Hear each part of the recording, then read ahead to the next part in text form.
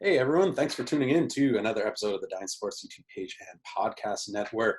Today we've got episode 18 and we're going to be talking all things golf today. And joining us is a very special guest. He's a very talented local amateur golfer who has played not only at the NCAA level, but has also represented Canada internationally on several junior events.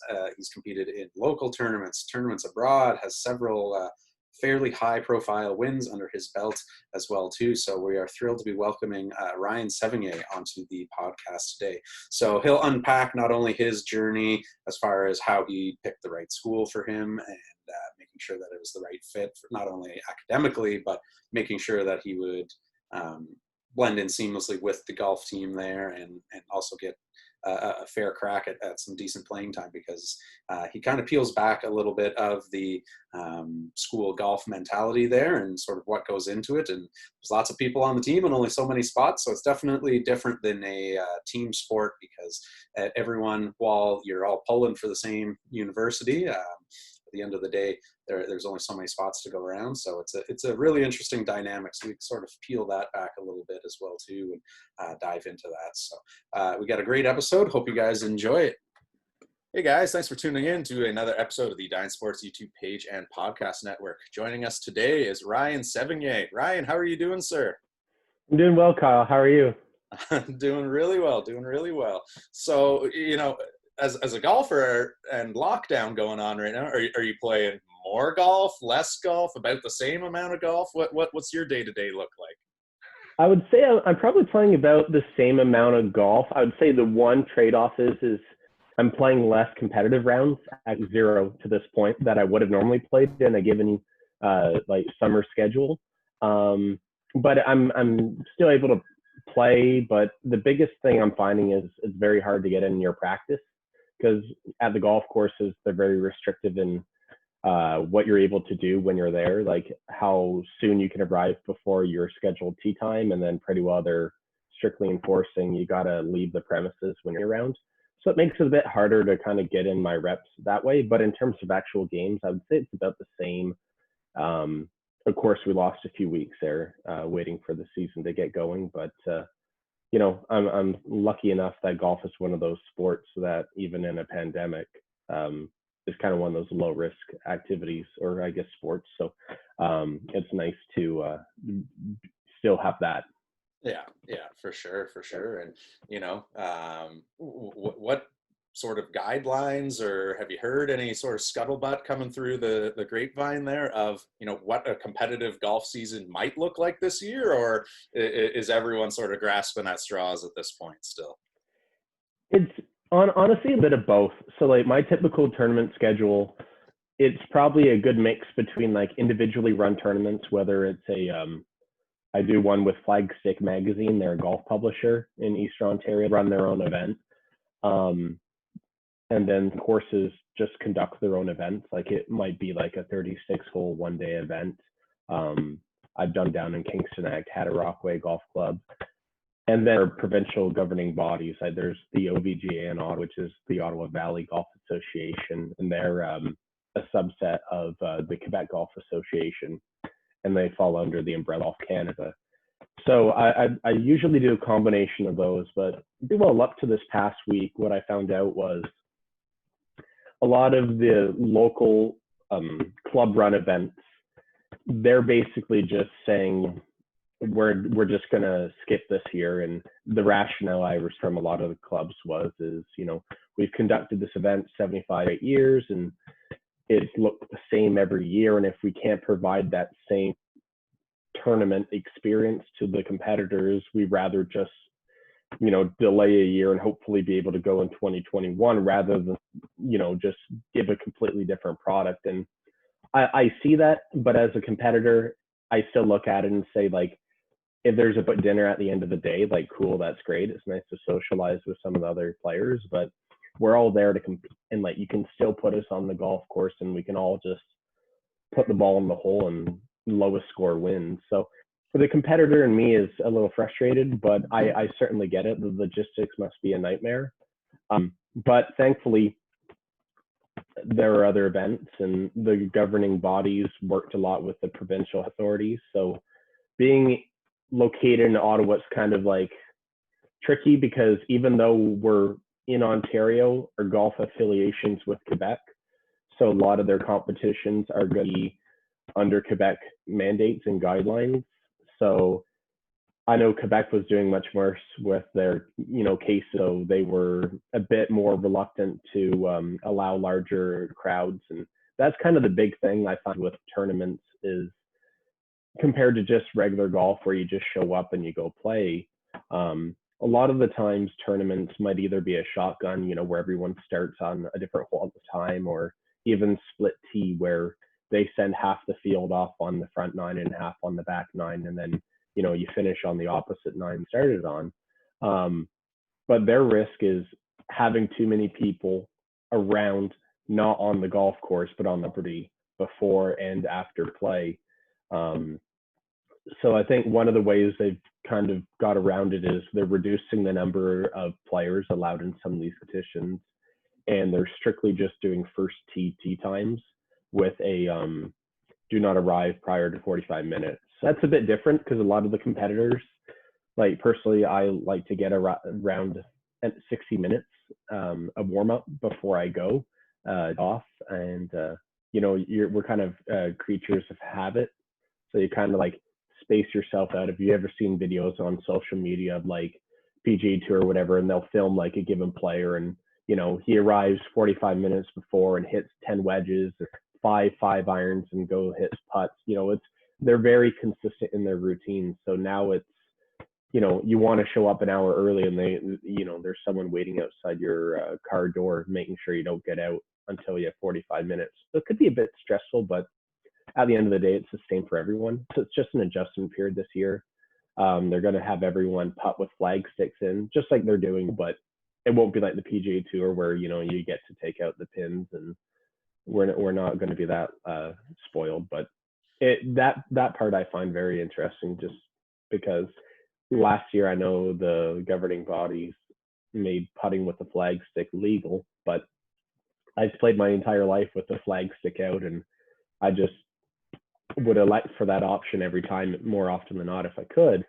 And then now you're being forced to do it. So it's weird. I've played as much golf as I have this year, and I've yet to touch a flag stick, and it just seems so bizarre to me. And unfortunately, that's just the way it is. But like I said, these little modified rules are going to be the same for everyone, and they're necessary to make these events go on, and everyone's going to do the best they can in terms of rules officials and cooperation from the host clubs and the competitors themselves. They're gonna have these rules in place, and basically a code of conduct.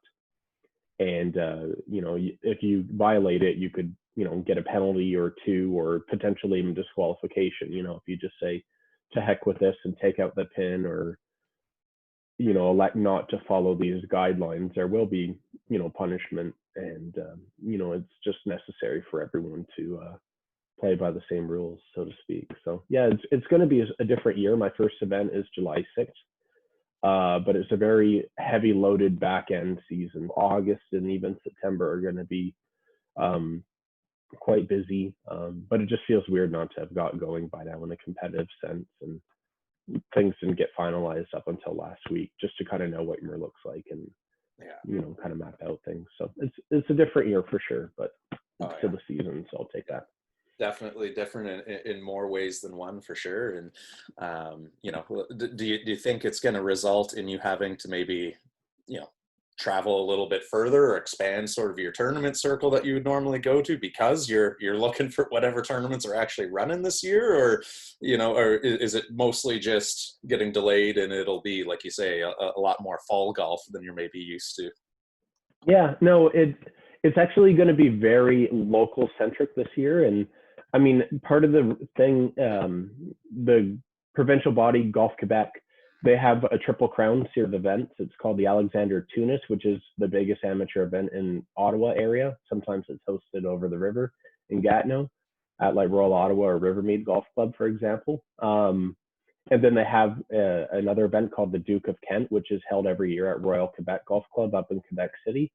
And then they have the Quebec Amateur, and that circulates between the Ottawa region, Montreal, and kind of on an alternating basis. And so, for example, for that year, for those events for this year, what they're going to do is, and it's my understanding, but it hasn't been officially put out there, so it's not, set in stone, but it sounds like what they're going to do is they're restricting the Alexander Tunis, the Ottawa region event, strictly to players from the Ottawa area. So if you're from Montreal, you're not eligible to come play in this. And vice versa, the event in Quebec City, we're not allowed to go play in it. We're not eligible, so we can't sign up and register. And that's their way of combating, I guess the Quebec government wants to kind of prevent travel outside of your own designated region. But this is still a way they can still put on these events. So you're not getting both, but you're getting one. So, coming back to your question of, going further away for my events, it's kind of hard to do when they're kind of, making it difficult, and they're discouraging that greatly. So like I looked at a few events, Peterborough and a couple down in Toronto. And like I said, these are local club run events, and they know who typically comes to play, and they might get players from different parts of Ontario or whatever, and they'll say, we're trying to discourage them coming here, and we can't just be subjective and say you can play but you can't because you're from here. So they just say, what, we're just not going to have the event outright. So I think it's going to be just outside of Kingston, Ontario. It's going to be my furthest event. And usually I'll travel to Toronto a few times, Quebec City, and then I'll play the Canadian National Men's Mid-Amateur. That's an amateur event for anyone 25 or older. Slightly different than the men's amateur because that includes a lot of like university players and guys who are trying to turn professional, but yet, they don't have a full-time job. So the men's mid-amateur is more like, family guys, but still want to compete on a high level. And, if you win one of those, you get a spin the Canadian Open the following year. So it's still pretty attractive to play in that. But anyways, I play that most often every year, and that was scheduled to be in New Brunswick this year. But New Brunswick, you can't even travel there if you wanted to. So unfortunately, Golf Canada canceled all their national events. Yeah. So I think the Canadian Amateur was going to be out in Calgary this year, and that's been canceled. So whether or not those sites roll over to 2021 or just lost, I don't know, because I know some of these events already have a site location for 2021. So I don't know if they'll be pushed back or what have you, but ultimately it's going to be a much I won't be putting as many kilometers on the car this year, that's for sure. Yeah, there you go. Not as much wear and tear up the 401 for you. Yeah. So let's go back to the very beginning, right? How did you get involved in golf? What age did you really start playing at? I think the first time, I remember my dad getting me a small set of junior clubs, and I can't speak to how they are today, but back when I was getting going, like they basically had these clubs where it was like a half set, and it was like a 7/8 iron. And on the grips themselves, they would have indicators. So, if you want a club to go shorter, you're told to choke down, make the club shorter. So basically it was a put your hands here for 7 iron and move down the club to make it an 8 iron. And that was their way of not having 2 golf clubs, But I remember getting those when I was like 7 or 8, and it really didn't click with me. I don't know. It's such a hard game, I would admit, to get going because it's so discouraging to see any sort of, you could pick up a basketball and eventually you're going to make a basket, right? No matter your form or technique. But you could swing at a golf ball all day long and miss it or not hit it more than 10 yards and say to yourself, why do I want to come back and do this all over again? So I did a few camps, to stay busy those years, but it wasn't until, and I'm sure there's a million of me out here with this same answer, but when Tiger Woods won the Masters in 1997, so I would have been about 9 that year, if memory serves me correct. And I was just like, man, this guy is young. He did something pretty historic and awesome. And I'm like, that's pretty awesome. Like, I feel like, why not? Why not that be me? And that just kind of lit the fire in me. And I got a junior membership, I think the following year at Amberwood Golf Course at Phil. And I was lucky enough where I lived not to be far away, so I could walk there, and my parents didn't have to deal with, getting me to and from the course. And it kind of clicked with me there, and they did it for 2 years. And then I was able to join my dad's club at the time out in Manotick called Rideau. And from there, it was just like a snowball going downhill. It was just growing bigger and bigger, my drive for it. And even to this day, I'm still extremely in love with the game and a very competitive guy by nature. So it's nice to not be professional and still be able to compete with other, competitive guys out there. Yeah, yeah. So then growing up there, would you say we were spending most of your time at the home courses, or were you sort of bouncing around and experiencing all sorts of different courses, or where was the bulk of your time sort of spent? So for those first 2 years of me having golf, I would say ages 10 and 11, I was pretty well exclusively out at Amberwood and Stittsville. Maybe 95% of my games were out there. But then once I joined Rideau when I was 12, I was there up until when I went away to university. So 18, I think. Yeah. So for 6 years, there I would say maybe like 75% of my games were out there. And, my dad would drop me off first thing in the morning on his way to work and pick me up at 9 o'clock at night or whatever, and just spend all day out there. But I had a few other buddies who were members at other courses, so I'd play there on occasion. But the only other golf I would say would have been just competitions. And, sure, your host club might have like junior club championships or some level of competition, but, that wasn't what I needed to kind of elevate my game and progress. So I had to, play in competitions elsewhere. So, I mean, there comes a time in every athlete's life, regardless of what sport they're playing, where it goes from, oh, yeah, this is kind of a cool thing to kill some time to, okay, I'm starting to compete and take this seriously. Do you remember sort of that moment where you started to sort of turn the switch and, look at taking your game to the next level? That's a great question. I haven't really thought this ever before, but I feel like any sport I'd played, and I played several sports leading up to that point. I never excelled or at any of them, but nonetheless, I always wanted to do the best I could in whatever sport I played, and golf was no different. And I figured, well, what's the point of being really good if you're just doing it for fun? So I kind of thought, like it would be a great way to kind of show myself against, compare myself against, other good players in the area. And again, like I said, when I saw Tiger Woods win the Masters, it was like, okay, well, 2008, Ryan Sevigny wins the Masters. It could happen. Sure, why not? All I have to do is work hard at it and try. And so I think at an early age, when I got into the game, it was very set that I wanted to do this for a living, like play professionally. And then to do that, I had to play in the US and university. So I kind of set my goal on that. And then that was kind of a benchmark to see where my game was at and then go from there. So it was always, it was always a passion of mine, I would say, at probably 2-3 years into playing golf, where I'm like, yeah, let's do this and let's compete and be competitive with it. Right on. And so, I mean, you mentioned him twice now already. So obviously Tiger Woods, and, he was obviously a role model for you growing up.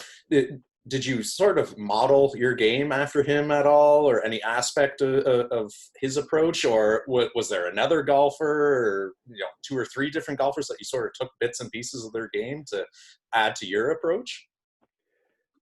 No, I wish I could say I would, because then I would just take every part of Tiger Woods' his game at the time. He was just like, we're talking about when he had his absolute peak, and before everything else that's been well documented in his life occurred.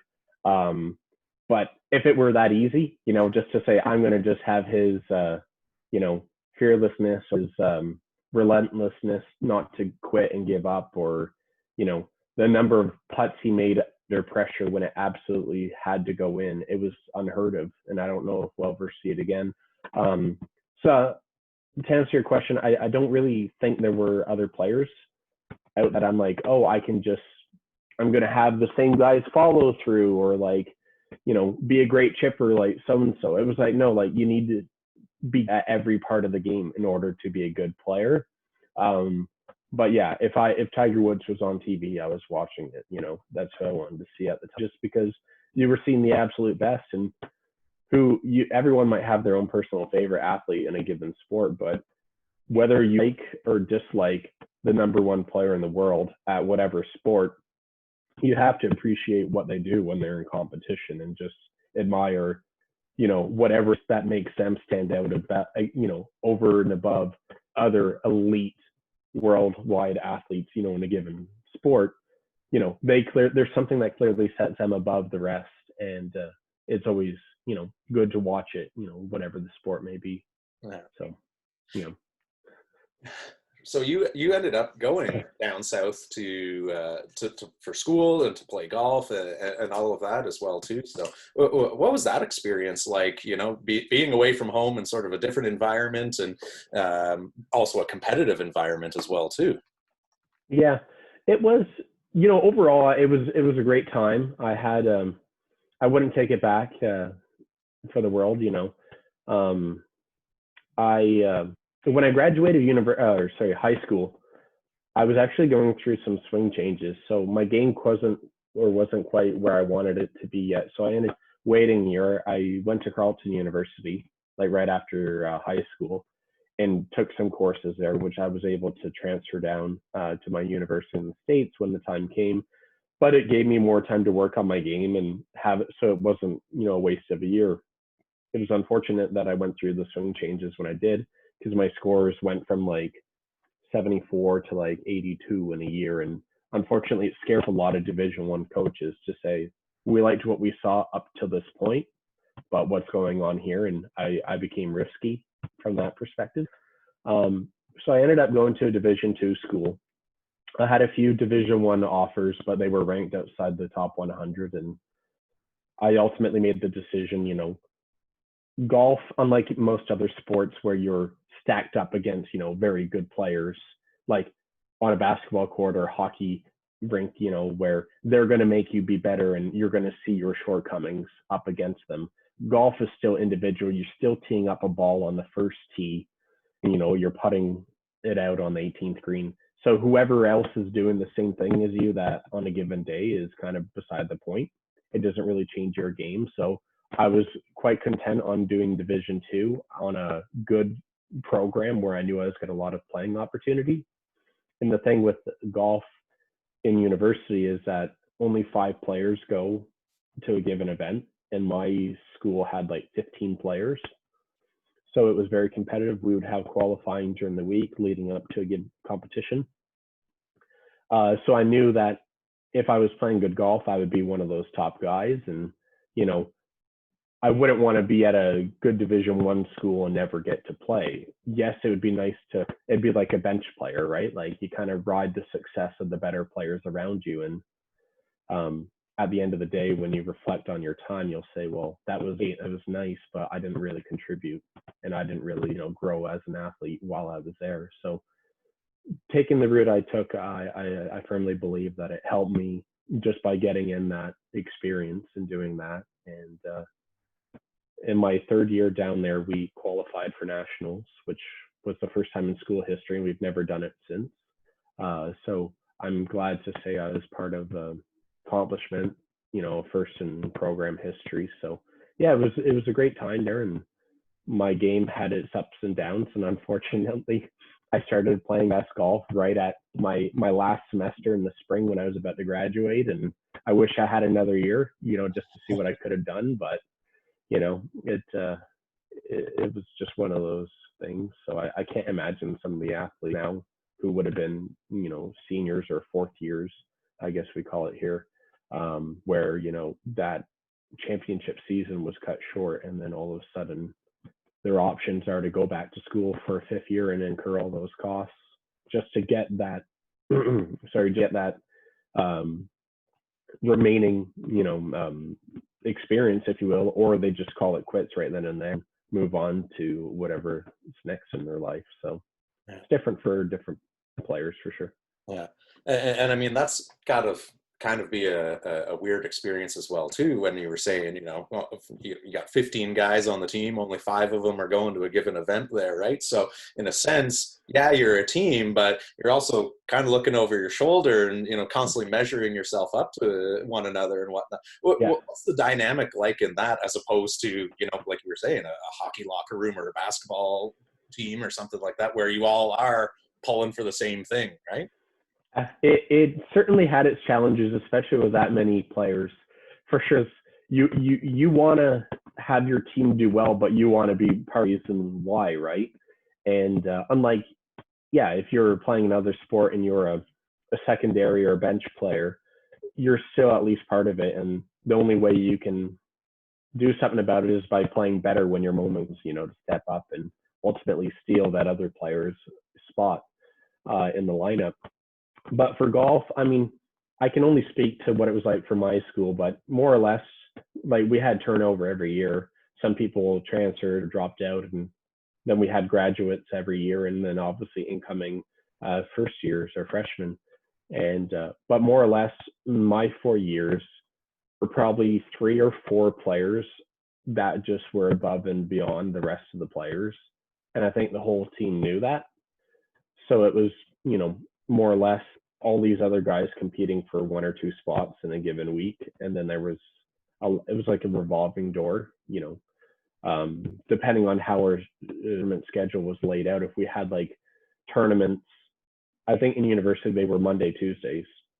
So if we had a tournament Monday, Tuesday, and then we got back to our campus Tuesday night or Wednesday morning, and then we were leaving for the next tournament on Sunday, there really wasn't much time to do a 36-hole qualifier or whatever like that. So what usually the coach would, if you played well, you probably in the next event, like 1 or 2 were kind of guaranteed. And then if you played poorly, but someone stepped up and did qualifying while you were away at your tournament, they might your spot for the given week. So you were always looking over your shoulder if you were, which is a terrible thought. Like when you're on a golf course and you're already struggling to begin with, now you're the thought of, man, like if I don't make birdie on the next hole, I'm probably out for the next 1 or 2 events. Like on one hand, it's incentive and motivating for you to try and make that birdie, but you have enough on your plate to worry about. You shouldn't have to be thinking about that. So yeah, it's definitely interesting, eh? It's like a kicker in football at the end of the game, right? Like my only job is to make this field goal, and it's like I could miss it, but if I miss it, I'm probably like cut from the team, and it's like thinking about that, it's already hard enough to hit execute the kick, but having that thought in your head of saying, there's a lot on the line, whether I succeed or fail in this one, shot or kick is extra pressure for them. Yeah.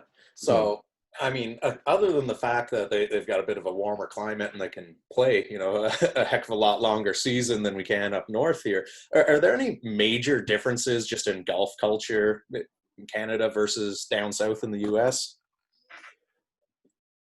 Yeah, I would say like there's certainly more people down there from a percentage basis who probably are more competitive when it comes to their golf. Like I think Americans by their culture and upbringing are just pretty, they always have a chip on their shoulder and they want to be the best at everything, whether it's on a global scale or on a local scale. So I think if they're going to do something, they want to be good at doing it. So I think it's like their high school sports, like golf in Canada, high school is non-existent. It's an afterthought. I remember one year in high school, they basically asked the teachers more or less, hey, does anyone play golf? I think one person's like, I have my grandfather's clubs in the garage. And it's like, okay, you're the golf coach. And I was away at a big tournament, and I was trying to with the coach that I couldn't be at the qualifying event because I was at a big competition, and more or less asked like, hey, look, I would love to be on the high school team, but I'd be here for the qualifier. And there were a couple good players in high school when I was, but I would never have been in jeopardy of not being one of those players. So it was, if I can't be there when I'm playing in a really big competition, but he couldn't comprehend that, oh geez, if you're in this big competition, clearly you know how to do this, and we'll save a spot for you on the team. So if you were an actual golf coach, you would understand that and know that. Like in the US, I think like their high school golf coaches, they may very well be high school teachers of sort or another, but I think that you have the people there who are educated and knowledgeable in the sports that kind of help you along, foster this competitiveness to kind of grow and proceed to diversity or collegiate level, as the next step. So I think they have a bit of an advantage that way, like kind of growing the game sort of during those junior development years, and as opposed to us, high school athletic scene is certainly not as strong as in the US, and priorities are maybe different and when it goes to collegiate, right? Like scholarships and whatnot. And I know there's at least one university out in BC that's now part of the NCAA, I think Simon Fraser.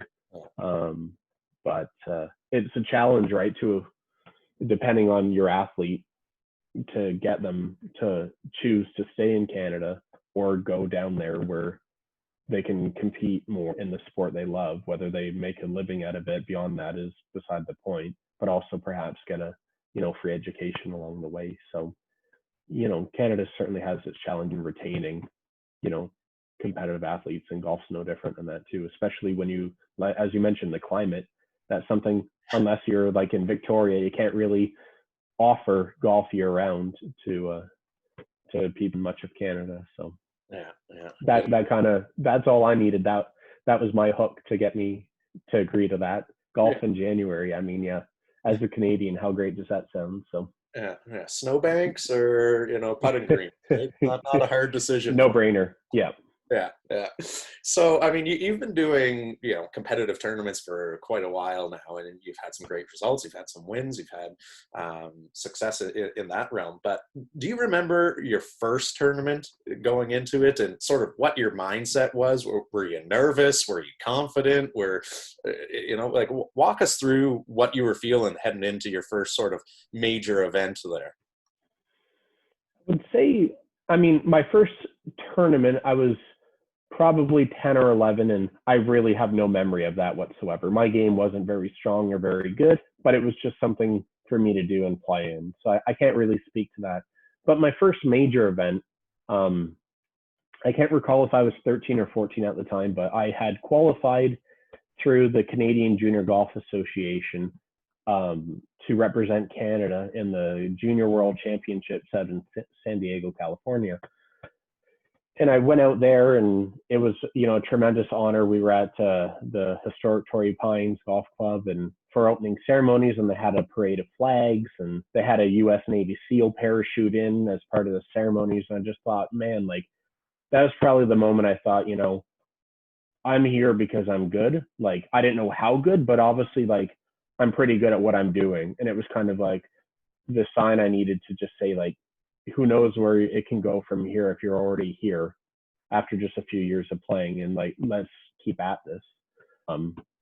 But I was playing that competition, and it was a 3-day event, and I'd never broken par before in my life. I had shot 72 earlier that summer. I was like 4 under par with 5 to go, and I like 3-putted 4 out of my last 5 holes because I was so nervous. I'm like, oh my God, like, this is crazy to me. Like, I put so much pressure on myself for that. So now I'm fast forward back to the Junior Worlds in San Diego, and I shoot 75 in the first round, and it was okay. I played pretty well.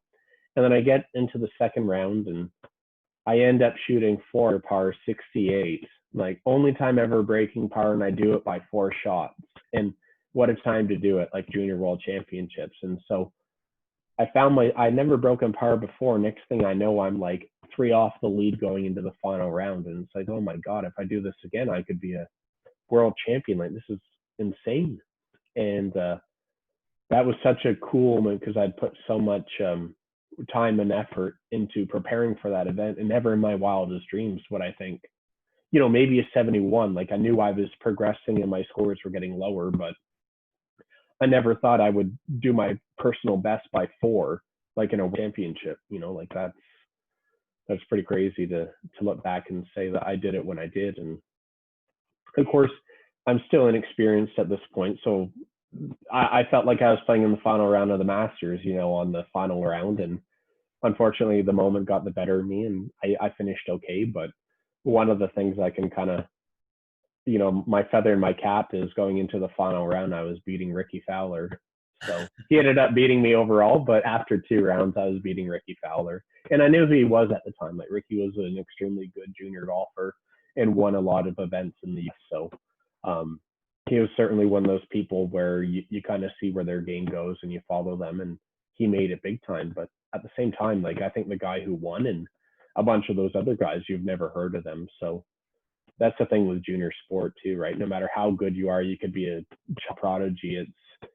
That's great. You're that good at that age, but you always got to keep getting better, right? And improving along the way. And Ricky certainly was able to do that. But yeah, I still find that kind of an accomplishment that I was beating him by 36 holes. So yeah, that's kind of cool.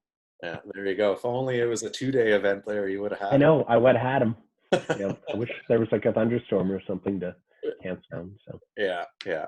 So I mean, people see it, for those that watch, PGA on TV and whatnot. They've probably got a perception of what a tournament is like, but actually being in the tournament yourself there, definitely a different feel. So what are maybe some misconceptions people might have about that sort of tournament experience and sort of what it takes to actually, sink a putt on 17 when that you're clinging on to a 1-stroke lead or something like that there? Yeah, it certainly heightens in your internal alarms and pressures, if you will. Everything becomes more difficult in a tournament setting, and especially like as a general fan viewing like a PGA Tour event, you have cameras there, you got thousands of fans. It just makes it that much more difficult. Like personally for me, I haven't become very strong at distractions, if you will. Like if I hear a cart drive off on the next hole, like I hear that. And then like if I don't back off, maybe I'm lucky and still hit a good shot. But man, if I hit a poor shot, I'm blaming that cart. And I notice on TV, like a lot of times, like you'll see people moving in the background of players, and there's just too many people to keep everyone still. And that's just an added challenge. You'll hear people in these tents, the sponsorship tents or whatever, they build on the golf course, and people are drinking and they're chatting, and they might not be, up to speed on golf etiquette, and they might be a bit louder than they really need to be. And these players have to overcome all that. And mind you, they probably have become seasoned in doing it week in and week out. It's pretty well the same each time, but golf enough as it is. Add in the pressure of they're playing for their livelihood. I mean, some of these guys might make close to $1 million and lose their job based on where they finish in the money order and the points. So it's, there's a lot of pressure involved. Like golf is hard enough as it is when you're out there with your buddies, just trying to get the ball where you want it to go. So I think a lot of fans don't understand that it's that much more difficult when you have people there watching you. At the end of the day, as a player, I admit, yes, the old adage of, it's just you, just hit the shot, and then hit the next shot, and just don't worry about all the distractions. But it's hard. You get people screaming out your name, and I'm not speaking from personal experience, but I'm just saying off TV. But you'll see these people calling out these guys' names, and I've been to a few tournaments myself, and they have their blinders on. Like there'll be someone in the front row 10 feet over, like, hey, like, John, you got this, like, go ahead. And like they won't even like look up. Like naturally, people, when you hear your name, you're gonna think to, oh, who is this? Like maybe it's someone I know, but it's like it's like they're in their own bubble, and that's a developed skill. I don't think you can teach that. And again, if you don't have that for fans watching, it's going to be extremely hard to succeed. Yeah. So, yeah. Well, I'd be remiss if I didn't at least try and get one tip out of you here, right? So, what's something that the average golfer who might only be getting 10 to 15 rounds a year in, and they're doing it for fun there, but what's something common that you see the average Joe doing that's an easy fix for their game, or maybe an area of focus that they might not think of that could shave a couple strokes off their game? Um, I would say more or less, I see from a lot of players is that they'll take too big of a swing. And it's difficult because even if you swing fast, if you're not hitting the ball properly, it's going to be inefficient. You're not going to get the most out of it. Um, there's a ratio between club head speed and ball speed. And with a driver, it's in miles per hour. And so if you swing 100 miles an hour and you have really good effective impact, it's going to be a ratio 1.5. So you're going to get 150 mile per hour ball speed. So there'll be sometimes you see a big, strong guy and he can really swing it and the ball does not go far. And you'll see a small, skinny kid and he's out driving him. And it's because he's simply just better at putting the club at that moment of impact on the golf ball. So what I would say is for a lot of people out there, they should start small. Don't take as big of a golf swing because you really want to just focus on making good contact. And by doing that, it will probably go further. And then once you master that, yes, you can start to swing a bit faster and a bit longer if your body allows for it. But really, even taking 3/4 or half swings and just really trying to make good contact. Well, everyone probably seen Happy Gilmore, and I see it so often. These people, it's all about power and everything, but then they hit two balls into the bush and, that only go 30 yards to begin with. So if you could just keep it simple and use that as a starting point, and that could go for every club in your bag. You'll be amazed how far you can still actually hit it when you're only swinging at like 50%, 60%, because you're probably going to make good contact. And then that cures so many problems. And then my only other big faux pas is when I see people at the driving range, go for the driver. Yourselves a favor, take some shots with shorter swings. Again, it kind of comes back to what I was saying earlier.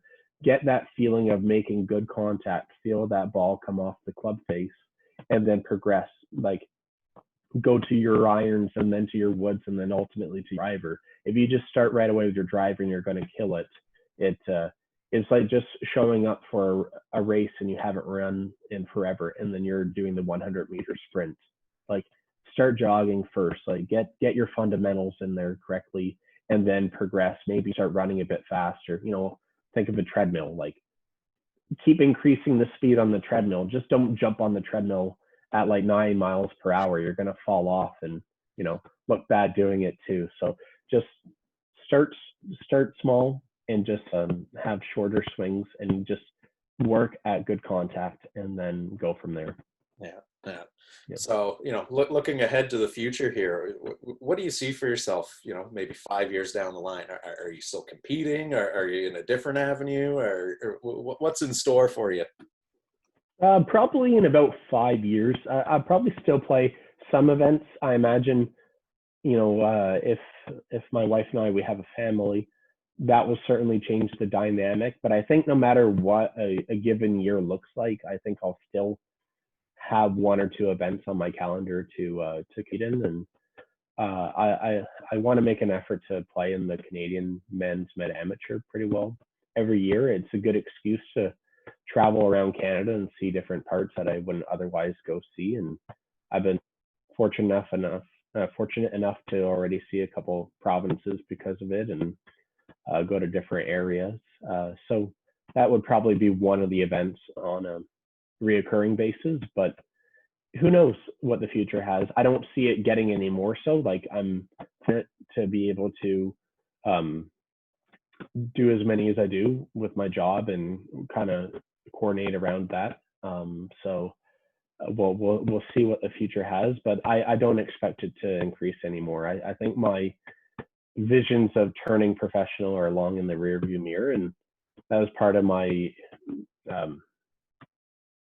detriment, I guess, if you want to call it that, was golf is a sport you could always get better at. Like it's player. If you're not good by 18, like you're not turning pro. Like if you go to the US for school, like it's already too late for you. And you kind of know that. Like a hockey player or a football player, you're like, I could become great at 30, but I'm just too old. No one's going to sign me. But golf is this weird game where, like, Phil Mickelson just turned 30 and he's leading the tournament right now that they're playing. And it's like, maybe I become amazing at 40, and then what? Like, maybe I try it then. So there's always this maybe, what if? And I think that's almost, you kind of need to know when the odds are not in your favor, and you kind of need to step aside and keep chasing that pipeline dream. But yeah, certainly I could become the best player I've ever been, later this summer or next year. But I still think that's miles from where I need to be to even contemplate trying to be a professional. I have all the admiration and respect for those players in the world, because I feel like I'm a good player and I watch them on TV and it's just like, wow, like I don't even know how they are doing that. So yeah, so it's only compounded more when someone like me actually watches them on TV there, and I go like, okay, well, great. They would have beaten me by about 20 shots today. So. Exactly. Yeah. Awesome. All right. Well, thank you so much for taking the time to sit down with us here. But before we let you go, if there was someone who wanted to, reach out with a question or learn more about your journey, what's the easiest way for someone to get a hold of you? I would probably say my email is probably the easiest one. I don't know if you'll be able to put in a link or anything like that, Kyle, or what we could do. But what's that? Yeah, we'll put a little blurb up at the bottom of the screen there or something. Yeah, sure. Yeah, if they have any questions, I'll provide that to Kyle, and he could have it in there if any of you want to reach out or anything like that along the way. If I can help, and I'm more than happy to see what I can do for you, but no promises. Right on. All right. Well, thanks so much for joining us, and yeah, best of luck with whatever the heck this tournament season sort of looks like for you there. It's definitely an interesting one. Yeah, for sure. I appreciate that. And best of luck with the rest of these videos and everything you're doing. Awesome. Thanks. Thanks very much for watching another episode of the Dine Sports YouTube page and podcast network. Really appreciate you guys tuning in and continuing to grow this community here. As always, huge thank you goes out to our guest, Ryan Sevigny, for sitting down and walking us through his playing career, and not only tournament-wise, but also his journey through choosing the right school and how that fit sort of came about for him there. So massive thank you for taking the time out to join us, to Ryan. As always, if you like what you see, make sure you comment, like, share, subscribe. We've got various social media pages as well that we'd love to connect with you guys as well there too. So we do still have a monthly contest going on. So if you want to check that out, head over to our Instagram page there. Still a few days left to get in on that. Aside from that, we got some more great guests coming up, and we hope you guys have a great weekend. We'll see you guys next week.